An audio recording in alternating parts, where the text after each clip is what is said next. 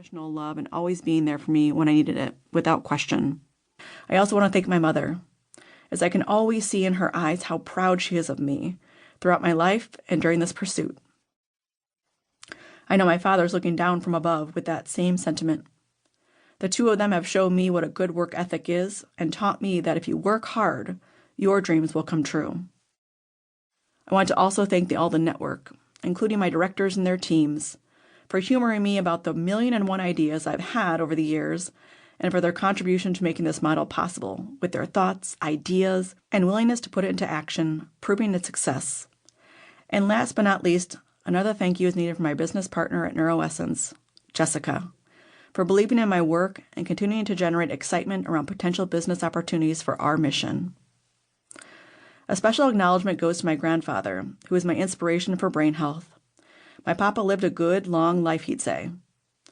Papa wanted to make it until this book was published and to surpass his 100th birthday. However, he decided it was time when he was 99. I know how proud of me he was. He was honored to be my muse for this pursuit. I will forever be thankful. I know he will listen to this from above. Rest in peace, Papa. Preface. In this book, I introduced to you a three-pronged approach to dementia care, known as the Dementia Connection Model. This model, for the first time, ties together three known concepts in the dementia care field: retrogenesis, habilitation, and sensory-based knowledge.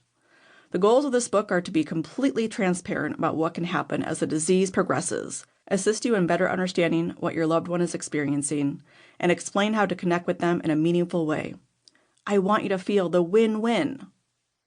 My adventure in writing this book started after years of studying, creating, and using the Dementia Connection Model with my patients. I'm always in pursuit of the why. Why does this happen to us? Why do the symptoms occur? Why is there no cure? And so on. And not so much what happens as Alzheimer's disease develops, because there's wonderful research out there supporting this information that should be reviewed, but more so of why does mom act this way? Or why can't dad do this anymore? I know that in Western culture, there is less pursuit of why things happen and more attention paid to treating symptoms, but I'm not good with that. I'm in pursuit of more. I truly feel that if a caregiver understands the why, they can then step into the shoes of the person they are caring for with this disease, setting them up for an impactful connection. An impactful connection leads to successful care. Soon after using this model with my patients, I was teaching others to use it, and they found great success with their patients and loved ones. Their feedback, how they wish they had learned this years earlier, and how it truly helped them understand and move forward with effective strategies, kept my motivation to continue to teach others and even to write this book to reach a larger audience. The three prongs of the Dementia Connection Model are known in the healthcare industry, but this is the first time they've been put into practice together.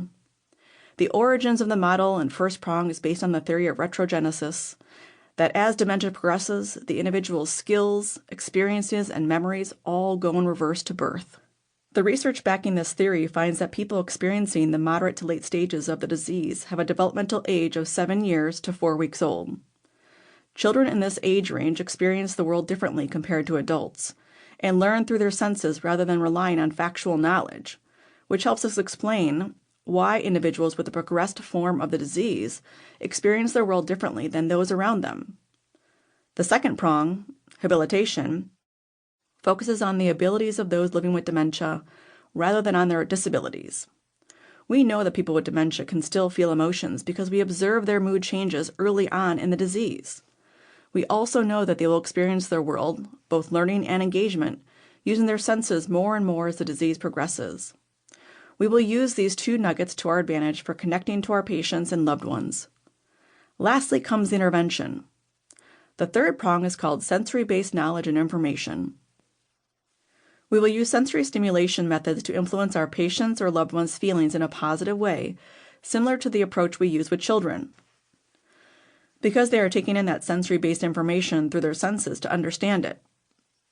If the individual feels happy, safe, secure, and loved, they will connect more to the person providing this positive stimulation. Furthermore, if the person is positively reinforced each time, the likelihood that they will continue the positive behavior increases. On the other side, the person caring for them feels